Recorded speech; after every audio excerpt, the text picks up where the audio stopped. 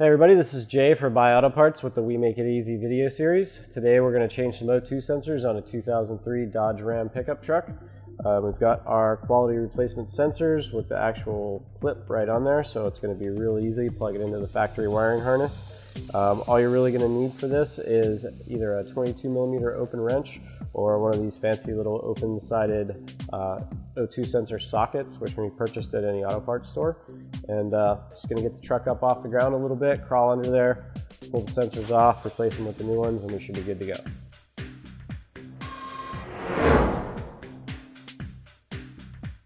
Alright, so today on this truck we're actually going to be changing all 4 sensors as a preventative maintenance measure, but we did get an error for the Bank 2 sensor 2.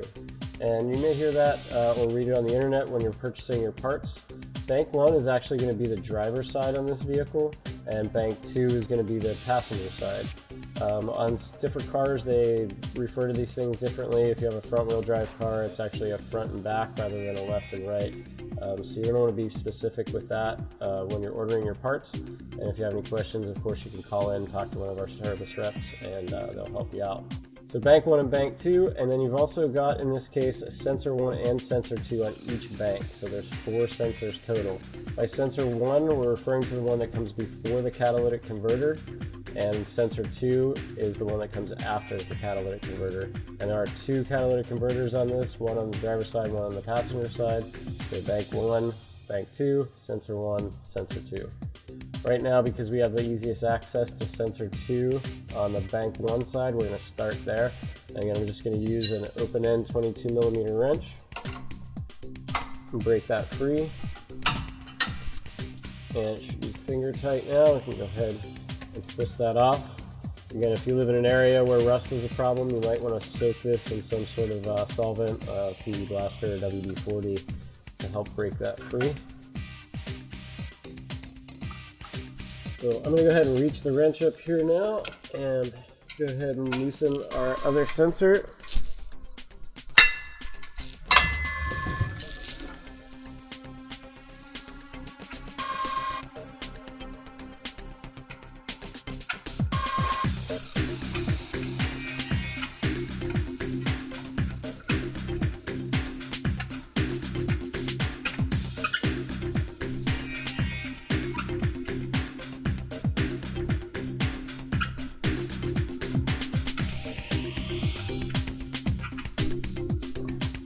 This is going to be a little bit difficult to see because the connectors are actually up in the transmission tunnel here, but I'm going to go ahead and reach my hands up in there.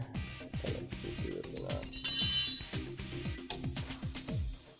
It's basically a standard clip here where there's a little connector lock that you'll just push down. So on the ones that are in there, we're going to push that tab down and pull it out, and then when we put the new one in, make sure it's configured the correct way.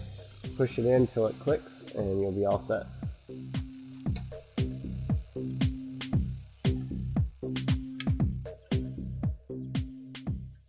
Alright, we got the old sensor out. We're going to go ahead and put the new sensor in. We're going to start up at the top with Bank 1, Sensor 1.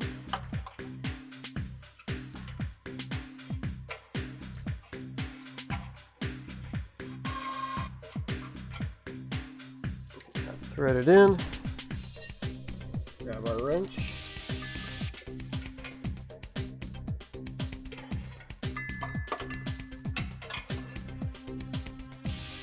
make sure that's good and snug, simple as that.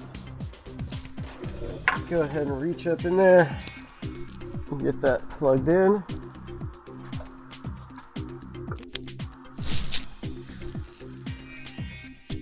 And move over to Bank 1 Sensor 2.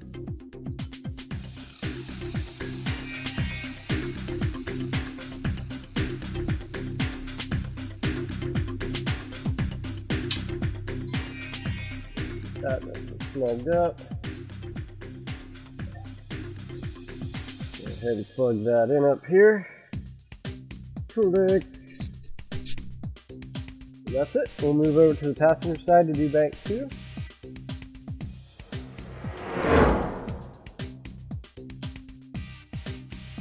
Okay, and we're going to start now on the passenger side. So this is bank 2 sensor 2.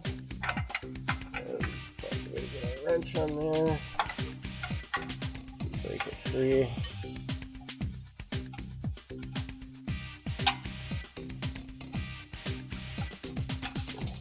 Spin that one out. Reach up top.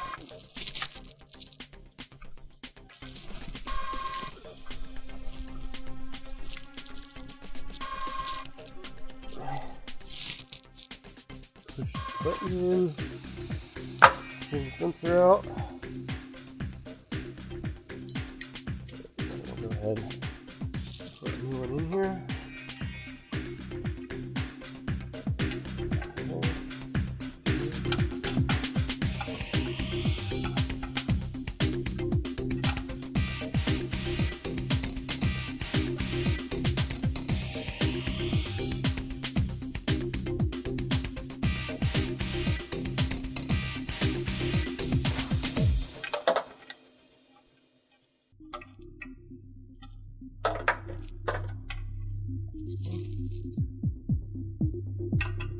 Wrench, go ahead, snug that down.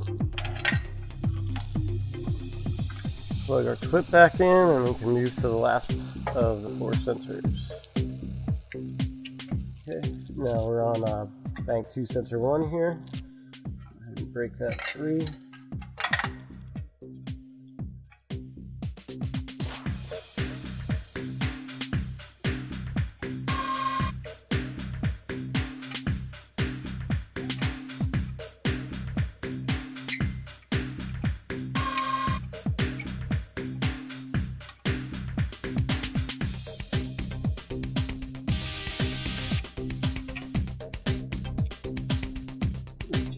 Connector. Open out.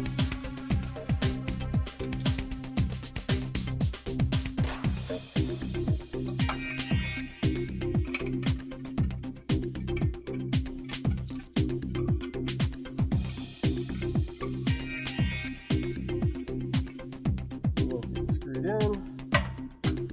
Wrench back up in there.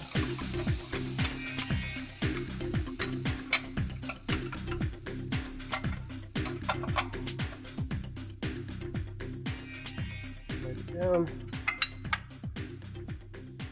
Plug it back into our connector,